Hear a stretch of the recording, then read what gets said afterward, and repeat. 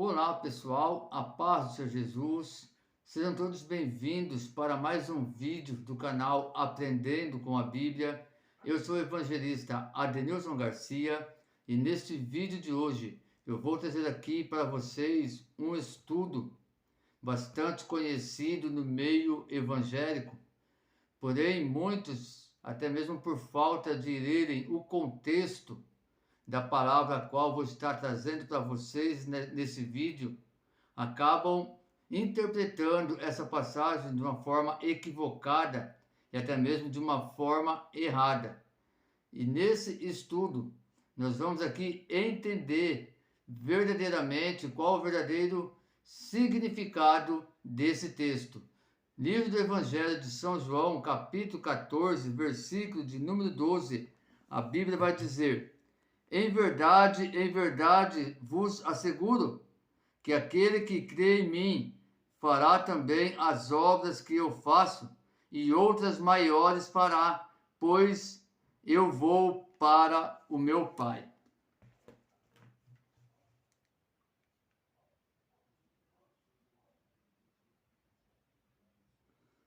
Amados, algumas pessoas defendem que se tivermos fé, poderemos fazer milagres maiores que os de Jesus.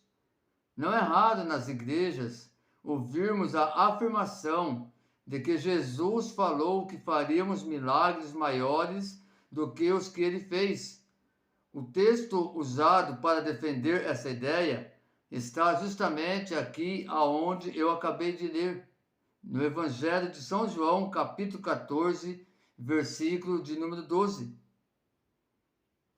Esse versículo é o preferido de muitas pessoas que se intitulam pregadores, pastores, bispos, missionários, apóstolos, profetas e milagreiros. Essas pessoas tentam usar esse versículo para justificarem suas experiências, ensinos e rituais que contrariam a palavra de Deus. Mas agora eu pergunto: será que é isso mesmo que a Bíblia Sagrada nos diz? Realmente podemos fazer milagres maiores que os de Jesus?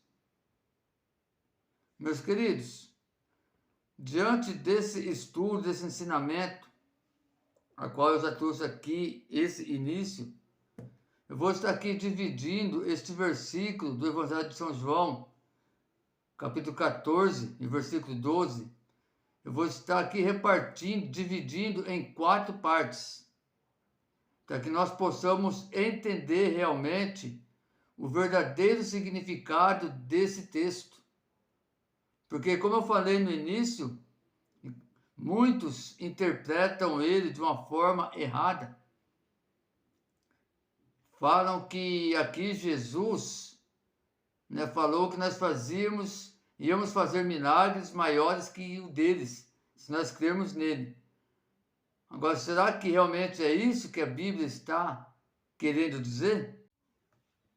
Meus queridos, para nós entendermos melhor aqui esse texto, e aqui termos a resposta, dessa pergunta, se nós podemos fazer milagres maiores do que o que Jesus fez, eu vou dividir aqui em 4 partes, para que assim você possa entender o verdadeiro significado desse texto a qual nós lemos aqui. Primeira parte: em verdade, eu vos digo, quem crer em mim. Tendo Jesus mencionado seus milagres como provas de sua divindade, ele afirma aos seus discípulos, a fim de confortá-los por causa da perda da sua presença corporal, para que eles possam fazer as mesmas e maiores obras. Porém, nós não devemos entender essas palavras de todo mundo que acredita em Cristo, de cada crente nele, mas apenas os apóstolos e a cada um que são verdadeiros crentes em Cristo Jesus. Até porque, se hoje perguntarmos para qualquer pessoa se ela acredita, ou se ela crê em Jesus Cristo, certamente ela vai responder que sim, a não ser que a pessoa seja ateu. Por isso que essa palavra Cristo direcionou somente para os apóstolos e os verdadeiros crentes, os verdadeiros cristãos. Segunda parte. Fará também as obras que eu faço? Eles levantará os mortos, curará toda sorte de doenças e expulsará os demônios. As coisas que Cristo deu poder aos seus discípulos para fazer, quando ele primeiro deu a comissão de pregar o Evangelho e quando ele renovou e aumentou, que eles de fato fizeram, não no próprio nome deles, nem poder, mas apenas no nome e pelo poder de Cristo. Irmãos, aqui nessa segunda parte, o que nós vemos aqui, até de interessante, é que aqui nós vimos que, primeiramente, Cristo, ele comissionou os seus discípulos a pregar o Evangelho, para depois, então, eles fazerem milagres no nome de Jesus Cristo. E é interessante isso, meus irmãos. Por quê? Porque a palavra de Deus nos ensina que é a palavra que vai nos libertar. E com certeza a maior preocupação de Jesus diante do povo, diante do ser humano, é o que eles alcançam, que é a sua salvação. Então aqui Jesus está preocupado primeiramente em pregar o Evangelho para as pessoas, para depois aí sim, se chegar até eles pessoas enfermas, pessoas endemoniadas, então eles fazerem estas obras somente no nome e no poder de Jesus Cristo de Nazaré. Porque nós, seres humanos, nós não temos poder, irmãos, para fazer milagres nenhum. Nós não temos poder para expulsar demônios nenhum. Quem tem o poder é Jesus Cristo. E ele é bem claro quando ele fala o quê? Que faremos essas coisas se crermos dele e no nome dele. É através do nome dele, do poder dele, que nós vamos então fazer estas coisas. E foi o que os apóstolos fizeram, no nome e no poder de Jesus Cristo. Terceira parte. E outras obras maiores o fará. Querendo dizer, não maiores em divindade, natureza e tipo, mas em número, pois os apóstolos, em uma série mais longa de tempo e curso de anos, continuaram a pregar o Evangelho, não apenas na Judéia, mas em todo o mundo. Lá em Hebreus capítulo 2, versículo 4, a Bíblia vai nos dizer da seguinte maneira: testificando também Deus com eles, por sinais, milagres e várias maravilhas, e dons do Espírito Santo distribuídos conforme a sua vontade. Onde quer que eles fossem, embora talvez por estas maiores obras possam se referir também aos muitos exemplos de conversão na qual os apóstolos eram instrumentos e que eram mais inúmeros do que esses que estavam debaixo do ministério pessoal do nosso Senhor. Além disso, a conversão de um pecador é uma maior obra do que quaisquer dos milagres em levantar os mortos, etc. Pois isto inclui em tudo muitos milagres. Aqui nós podemos ver um pecador morto em transgressões e pecados, sendo vivificado. E nesse mesmo caso, vemos um surdo para com as ameaças da lei, sendo-lhe restaurada a sua audição. Sendo cego de nascença, ele recebe visão pelo Evangelho, e é como um que tinha a lepra pela propagação por toda parte do seu corpo, sendo limpo pelo sangue do Cordeiro.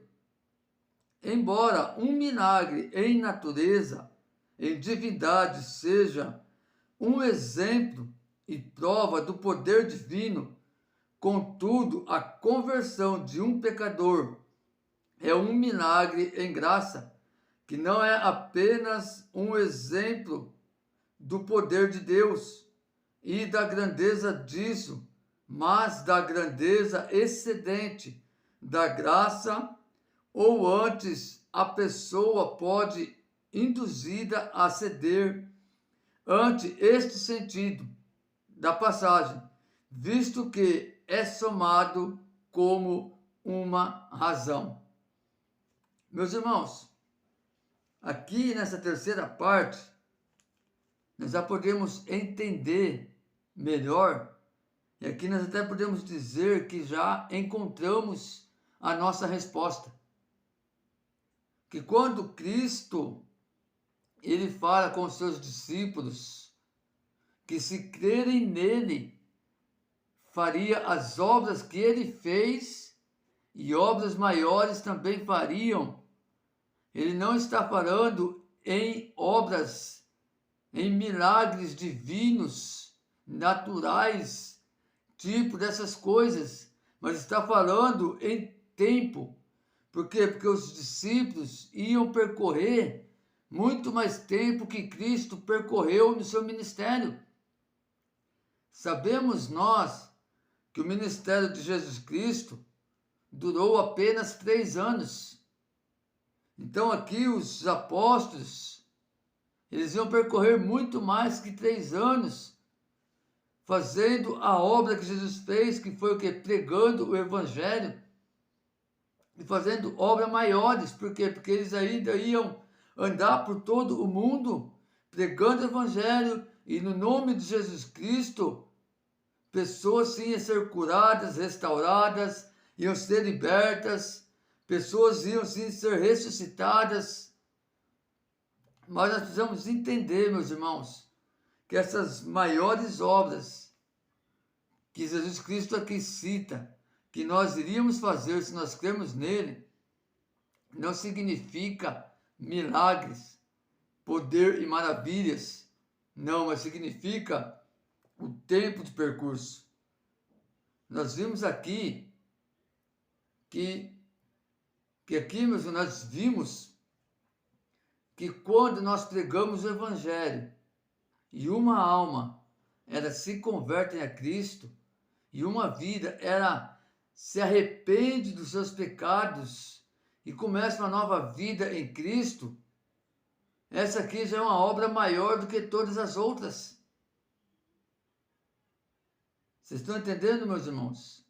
Já é uma obra maior do que todas as outras.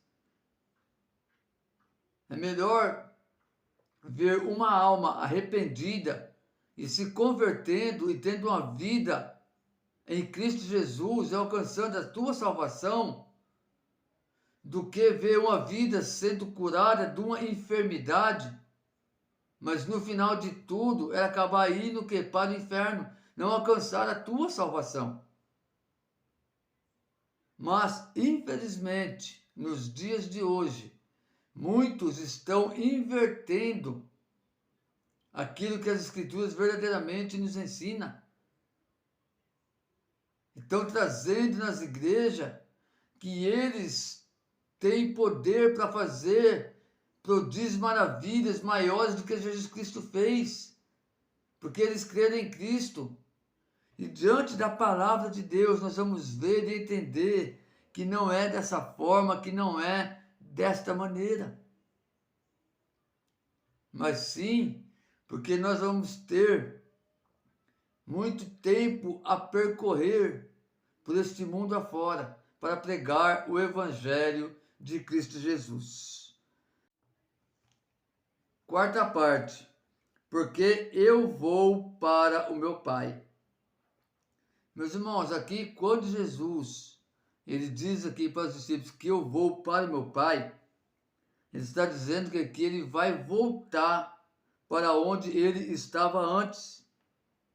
E que isso ele iria enviar o Espírito Santo, o Consolador, para os discípulos, para que não fosse apenas usado para fazer milagres, como prova do chamado deles, do apostolado deles, e das doutrinas a qual eles pregavam, que era a doutrina de Cristo, da palavra de Deus, mas que o Espírito Santo ia servir poderosamente para que o Evangelho fosse pregado e que houvesse conversão de uma multidão de almas.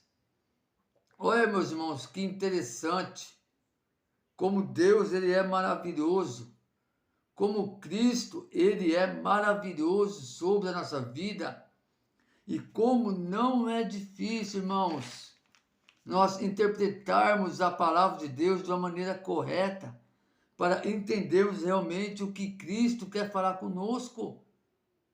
Basta nós vermos o contexto do texto a qual nós estamos lendo. Aqui, meus queridos, Jesus, ele estava preparando os seus discípulos, porque estava chegando o momento, estava chegando a hora a qual ele ia ser entregue para os soldados romanos, para passar toda a angústia, todo o sofrimento que ele passou, para chegar até a sua crucificação, a sua morte de cruz, e ressuscitar ao terceiro dia, para voltar de onde ele já tinha vindo para a terra. E aqui, como nós vimos nesse estudo, a partir do versículo 12, então Cristo ele menciona essas palavras, ele narra essas palavras para os seus discípulos, para o quê? Para confortá-los, para trazer conforto ao coração deles, porque eles iam perder a presença física de Cristo, a presença corporal. Eles não iam mais ter Jesus Cristo ali fisicamente andando com eles. Mas o Espírito de Deus ia ser enviado para a vida deles. Então nós vemos aqui, meus queridos, um estudo bastante interessante, um estudo bastante edificante para a nossa vida. Então que nós possamos a cada dia mais, irmãos, estudar a palavra de Deus.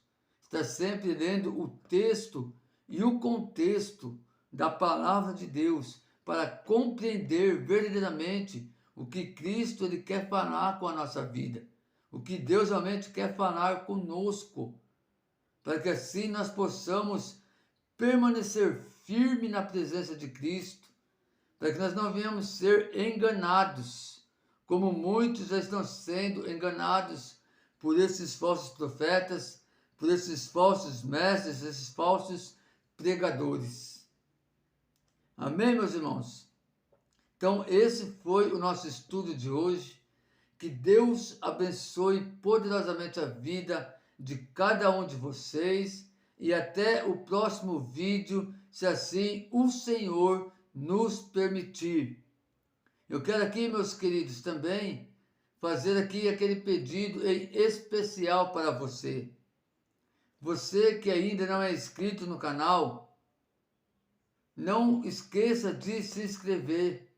Ative também aí o sininho de notificações e aperte ali o todos, para que assim, todas as vezes que chegar um vídeo novo nesse canal, você seja avisado pelo YouTube e assim você possa assistir a cada vídeo, a cada ensinamento que será dado aqui para crescer na graça e no conhecimento. Também deixa aí o seu like, compartilha esse vídeo e também deixa aí os seus comentários, pois isso é bastante importante para o canal.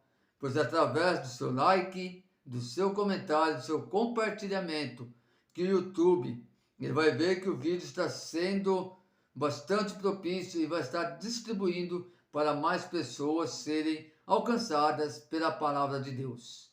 Então, até o próximo vídeo, em nome de Jesus.